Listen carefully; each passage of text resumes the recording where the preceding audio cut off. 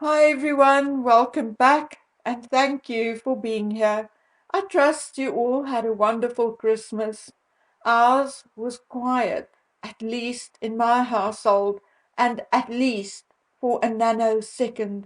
Then Yellow Dog caught a bird, and Dragonman and I first took the poor bird to the birdman, who told us that the prognosis is not good. Whereafter we took the poor bird to a friend on a farm to euthanize. Sad, but better for the poor bird. Then yesterday morning we woke up to the news that acquaintance's son, whom we knew better than the rest of the family, was murdered in the very road behind the very house we were going to move to. Really, honestly, and truly, diagonally across from the back wall of that very property. Now, the deal fell apart because of the lawyer for the deceased estate at the time, but maybe, thinking about it now, it was an act of God more than a lying lawyer, and maybe, without knowing it, we were protected from more and bigger trauma. On Boxing Day, my daughter was threatened with a knife at her workplace. A workplace with two men on duty doing nothing because they were too busy. And then the police saying they can't do much of anything afterwards because the knife wielder was a minor. What shall I say? Let's just call it an African Christmas, if you will. I don't know what else to call it or say about it. And maybe it is best just to shut up and say nothing more. So let's talk royals. It is much safer. But having said that, I am considering taking up doing videos on Rumble again where I could maybe spill more on our situation here in good old South Africa. Anyway, let's get to the royals. The best, the very best thing about the Royals and this year's Sandringham Church service was the fact that it was so well attended by so many Royals. And I know 50% of you will not agree with me, but I was glad to see Andrew, Sarah, and their daughters there. You know, I'm just going to be honest here. If Andrew was involved in the actual trafficking activities, then charge him and lock him up.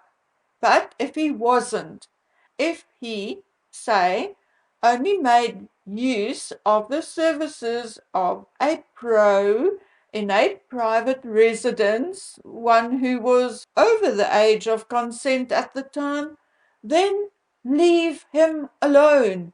I mean, you don't have to touch him or kiss him. So even though you may be disgusted with him, it does not mean his family shouldn't forgive him and ostracize him. How many of your fathers, brothers, uncles, grandpas may have done the exact same thing and you likely don't even know about it? Anyway, I'm not here today to argue and fight. The point is that we need to see unity, caring, love, respect, and above all, loyalty in the royal family. I mean, if you can't be loyal to your family, how can you be loyal to your country and its citizens? People who are basically strangers to you. I think the negativity around the royal family over the last 5 years have done huge damage to the monarchy, regardless of what the sycophants say.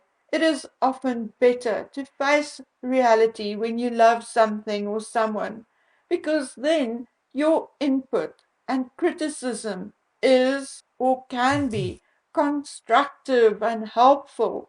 Whereas if you are a blind sycophant, you create a false narrative, false impressions, and false hopes. And when that falls apart, it is usually devastating. Yes, if I could advise the king, I would advise him to keep his family close as he can.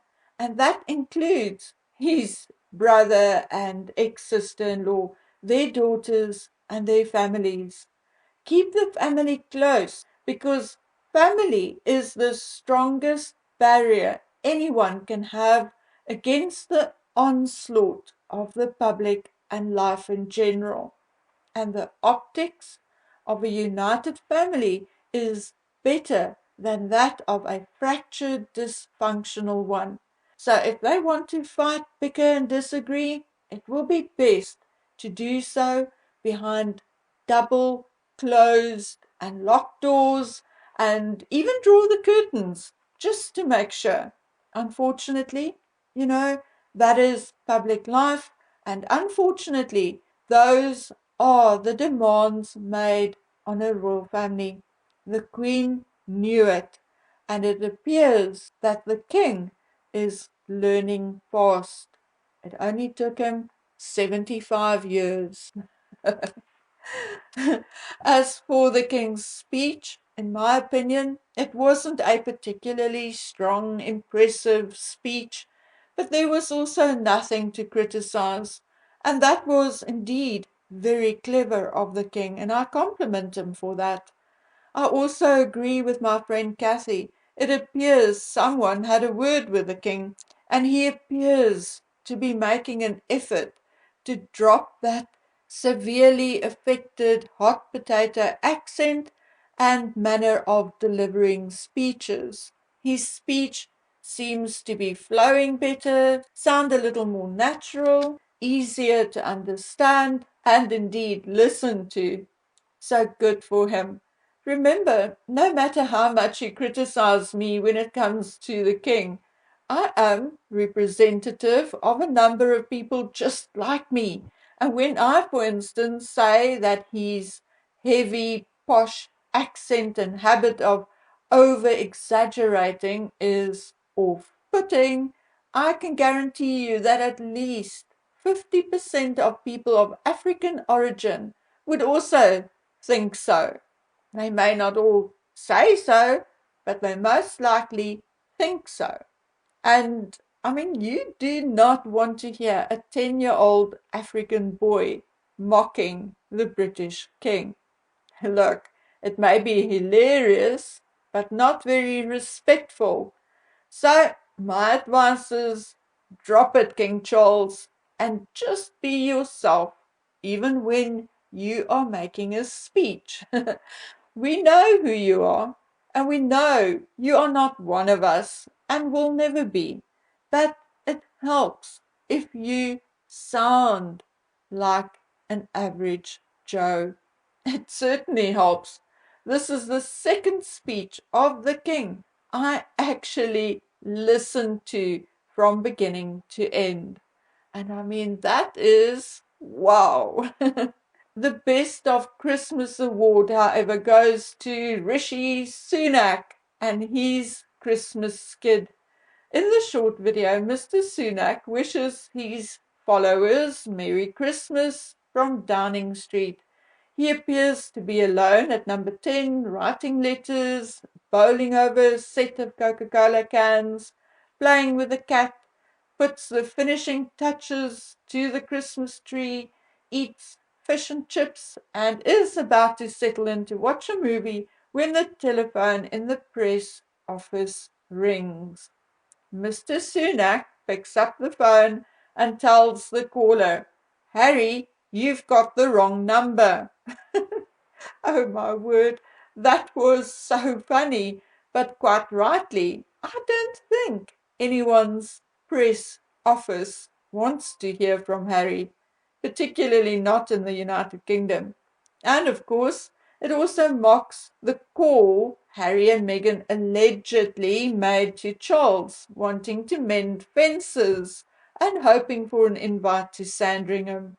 I mean, we all know that the only reason they did that is because they have run out of bullshit and lies to catch the headlines with.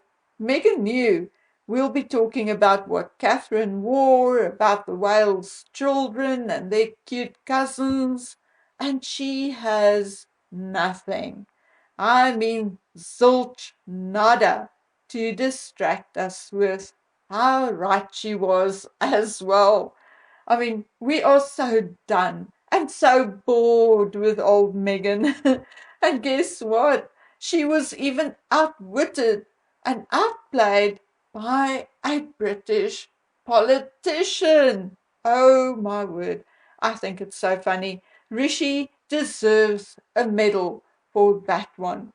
Mr. Sunak also started a trend on X and Instagram, and just about everybody is coming up with their own meme. And here are a few.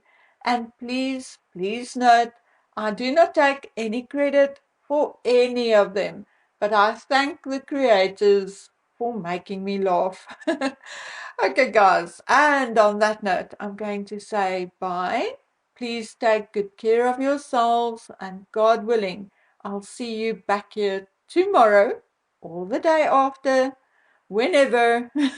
I'm really tired and I think I need a day in bed. So we'll see. But I'm sure if all goes well, I'll see you tomorrow. Bye.